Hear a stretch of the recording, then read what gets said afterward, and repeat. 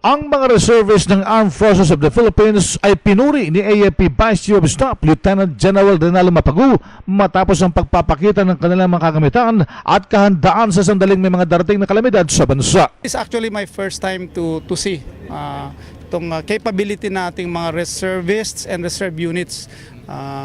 It's amazing, sabi ko nga, malaki pala yung kanilang maganda yung kanilang capability, napakalaki ng pwede nilang maitulong sa Armed Forces of the Philippines in times of crisis. Kabilang sa puwersa ng mga AFP reservists ay ang mga medical practitioners, mga doktor, nurses ng University of Perpetual Health Medical Center Dalta tulad ni Dr. Richard Tamayo, isang reserve officer ng Philippine Air Force. Unang-una po, sa University of Perpetual Health Dalta Medical Center, yung kumpanyang kinabibilangan po namin at lahat po ng mga doktor at nurses, kami po ay isang affiliated reserve unit po ng Philippine Air Force at kabilang na rin po ng Armed Forces of the Philippines.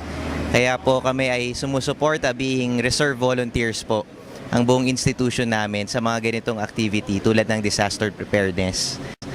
So kami po ay hindi tulad po ng isang regular reserve officer na individually nakasali sa reservist, kundi kami po ay isang buong institusyon na sumusuporta po sa AFP.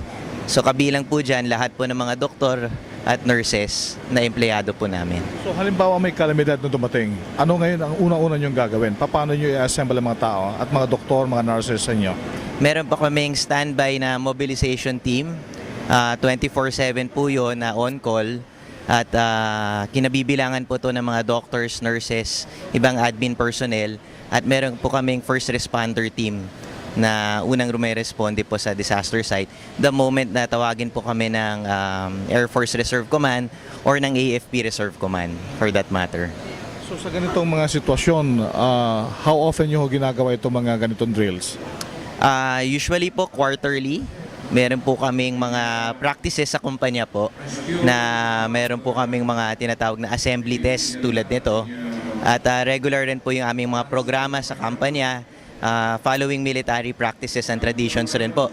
Mga flag raising po, flag retreats, mga meetings po at trainings. Para rin po kaming isang regular unit po ng Armed Forces pero po nasa civilian sector. Si Dr. Richard Tamayo, RH911, Bing Formento ng DCRH Nationwide.